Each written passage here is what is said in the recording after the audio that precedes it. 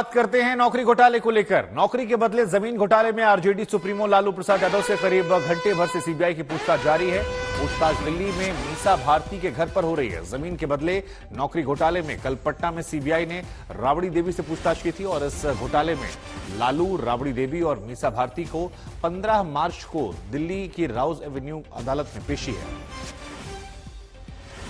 तो महत्वपूर्ण खबर आपको बता रहे हैं, नौकरी के बदले जमीन घोटाले में लालू यादव से पूछताछ का यह मामला। और कल पटना में राबड़ी देवी से पूछताछ हो चुकी है। हिमांशु मेरे सहयोगी इस खबर पर ज्यादा जानकारी के लिए जुड़ रहे हैं। हिमांशु, कल पटना में राबड़ी देवी से पूछताछ और आज लालू प्रसाद यादव से पूछताछ, जरा बताइए कि आज क्या क्या सवाल हैं जो दागे जा सकते हैं और क्या मुश्किलें यहां से बढ़ेंगी इस सवाल जवाब के बाद?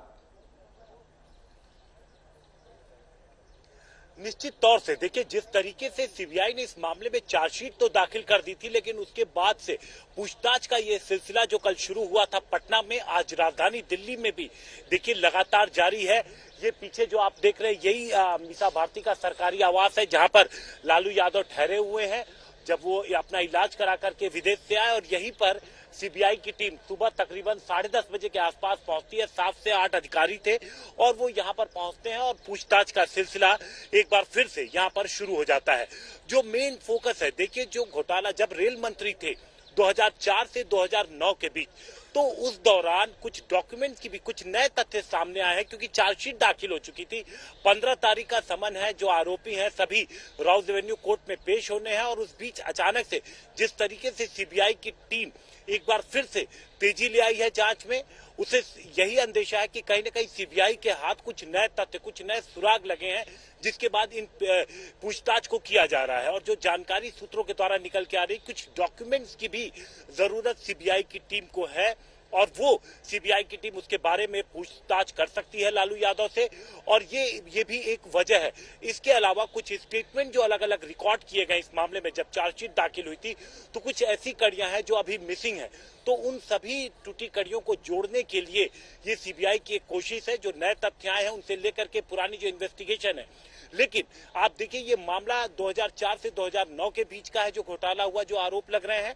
और ये मामला 2017 में, यानी तकरीबन 8 साल बाद ये सामने आता है, जिसके बाद सीबीआई के पास ये जांच जाती है। सीबीआई एफआईआर दर्ज करके इन्वेस्टिगेशन करती है और चार्जशीट करती है। तो अब देखना ये होगा कि 15 तारीख को सीबीआई किस तरीके के नए तथ्य कोर्ट में रखती है, जो चार्जशीट दाखिल है उसके अतिरिक्त। ठीक है, आप बने रहिए हमारे साथ, आपके पास लौटेंगे। लेकिन इधर आरजेडी की तरफ से उनके प्रवक्ता मनोज झा क्या कुछ कह रहे हैं, आपको सुनाते हैं। इस मामले में देखिए, ये बेहद दुर्भाग्यपूर्ण है। मैं आपको बताऊं, ये केस क्लोज हो चुका था। सीबीआई के अपने दफ्तर में ये केस क्लोज हो गया। बंद केस ये क्यों खोला गया, जबकि कोई सबूत नहीं, कोई साक्ष्य नहीं? खोला इसलिए गया कि वो एक टीस है आपके अंदर कि आपकी सरकार चली गई। सरकार चले जाने की आपकी टीस बहुत गहरी है।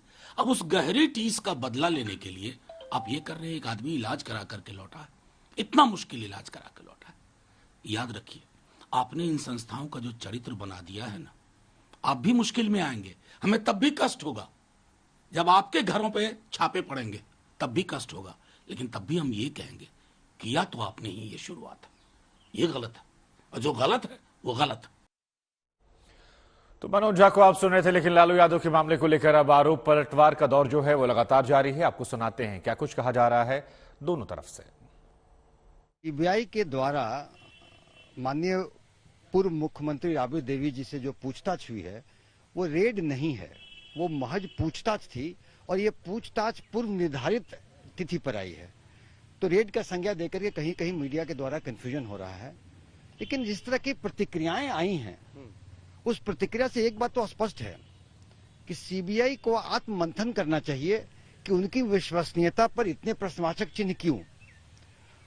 ये बातें छन के आई हैं कि भाई वो परेशान करती है, वो तंग करती है, राजनीतिक प्रतिद्वंदियों पर इस्तेमाल होता है केंद्रीय सरकार के द्वारा।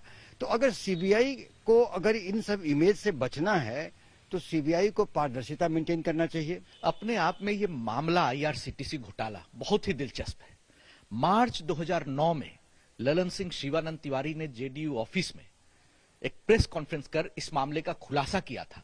9 में किसकी सरकार? कांग्रेस की सरकार आई थी। 14 में हमारे नरेंद्र मोदी जी की सरकार आई।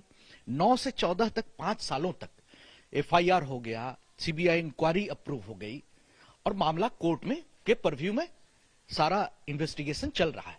अब उसी प्रक्रिया का अंग है कि आज पूछताछ हो रही है राबड़ी जी से, लालू जी से, उनके परिवार के लोगों से, बेटे बेटियों से। अब ऐसे में विपक्ष अगर यह कहती है कि भारतीय जनता पार्टी वेंडिटा के तहत मिसयूज कर रही है ऑटोनोमस एजेंसीज का, जो इंडिपेंडेंट एजेंसीज है, तो यह दुर्भाग्यपूर्ण है।